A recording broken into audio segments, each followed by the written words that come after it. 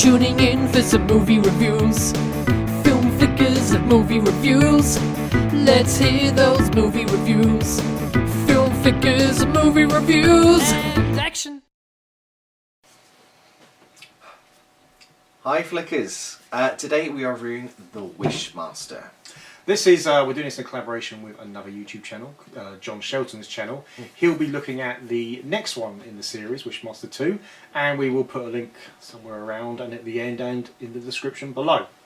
This is a twisted fairy tale kind of thing. Rather than a genie in a lamp, it is a genie in a jewel, which is called the Djinn. It is very much taking from the kind of mystical, kind of real stories that have come around through sort of like the Aladdin's kind of tales and stuff like that have been twisted over the years and everything, but it is a real horrific take on it, and each wish that is granted and stuff has a very sinister undertone and a quite equally gruesome sort of follow through. Just after you've kind of made your wish and you think your dreams have come true, there's actually a real bad benefit to it.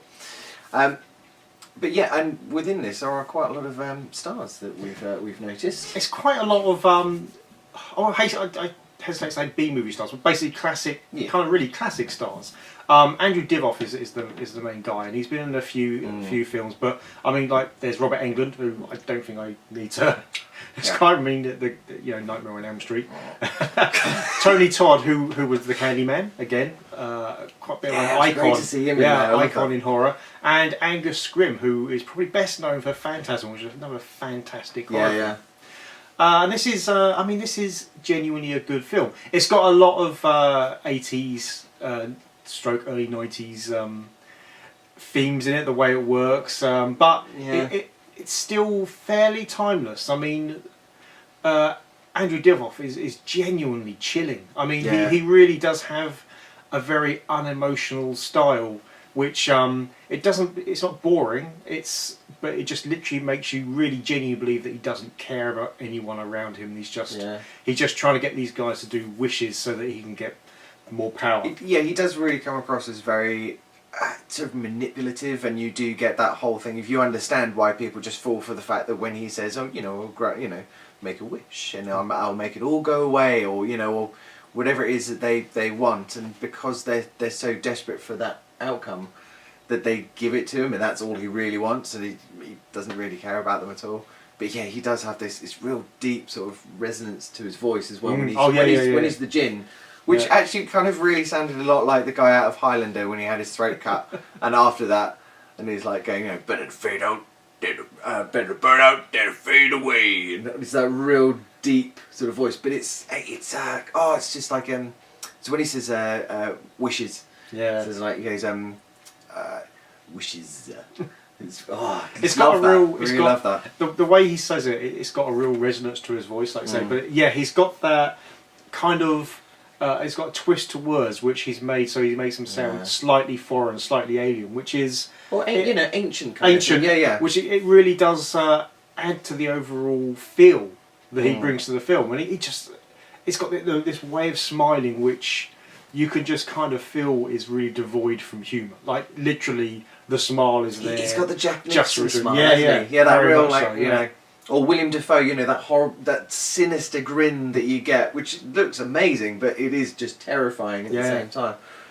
But yeah, all of the wishes that come across and everything are brilliantly done, and I love the fact that each one has a different twist, and the way that they get it's just because of the wording as well. They're very clever about the way that the guys, or the people do their wishes, and how he completely distorts them. So he goes, well, you should have been a bit more clear about what your wish was, and it's like, it's very well done, because he does genuinely give them exactly what they ask for. But it's not done in a way where they've kind of worded it so that the person asking for the wish has done it so it's easily twisted. It does sound exactly like you'd ask for certain things to happen. If you had a wish, you'd ask it for that way. But the way he interprets it, and you look at it, you think, well, that genuinely is exactly what they've asked for, but obviously not what they actually wanted. So the writing really gets it on the head. It really does. It's on the head.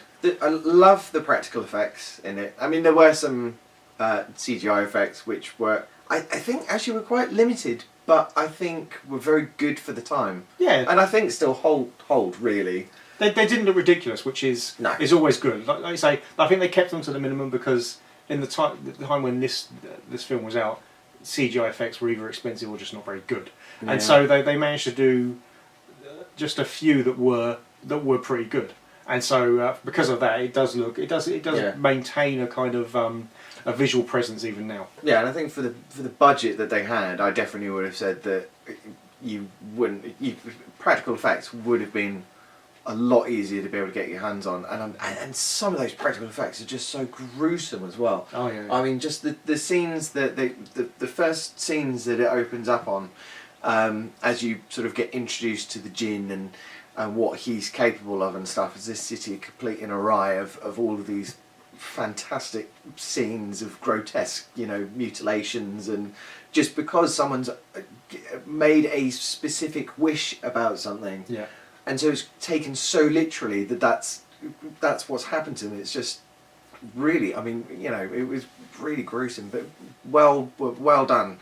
And I think that's the thing that kind of takes you out of it. You kind of go, "Oh, that's a bit gross," but but I love it. There are a few quite gruesome scenes considering the time the film came out. But they are well done, and they do add a bit of an impact to the themes. And the beginning bit where they are in this ancient Egypt style country, it's the set dressing and the costume is really good. I mean, it does throughout. Well, throughout it's good. Yeah, but absolutely love. And the fact you've got that big the distinction. Jinn dressed as well. The Jinn, the makeup on the Jinn. The sort of not braids. He's got these kind of like weird.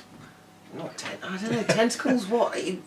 Whatever they are, yeah. Whatever they are and stuff that go over it, and it's just the whole makeup and everything is just brilliant. I think the makeup is really good. I mean, that's I've seen far worse makeup like now, and these days, we're able to make prosthetics like that quite cheaply. Yeah, and it does. It's so brilliant. The craft of it was just fantastic. But yeah, and I love all of the little funny characters that sort of come out as well, but it's and most of them are introduced as as all of the the other horror classic icons that sort of pop up every so often, like Candyman, and of course with Robert Englund actually being one of the main characters actually as you kind of go through, because he's introduced as this art collector who wanted this specific piece. But doesn't realise that the jewel of the Jinn is contained within, and then an accident happens, and then of course all array and asunder, just hell is unleashed on Earth effectively. Yeah. But it's just in Middle America. But it's so good to be able to have those kind of actors come in and not just be a monster, and actually get to show off just how good of an actor they are.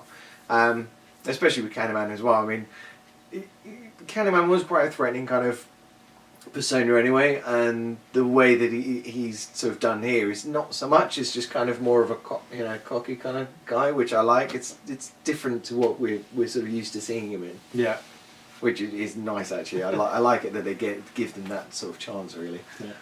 Well, I mean, I think this is a good film.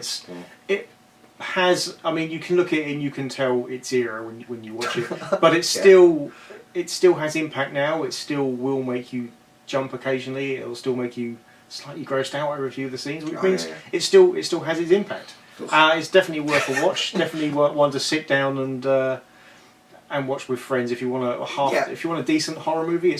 It's worth it, and plus you can probably fun as well. And fun as well. There's a lot of funny moments. Fun, yeah. I mean, they are grotesque, but it's funny at the same time as well. But yeah, I definitely recommend it for a group gathering as well. It's so good. And it's probably if you go into a cheap DVD store or online, it's probably so cheap to pick up now. And it's I'd really definitely worth get it. Definitely get it. It's really good. Highly recommend it.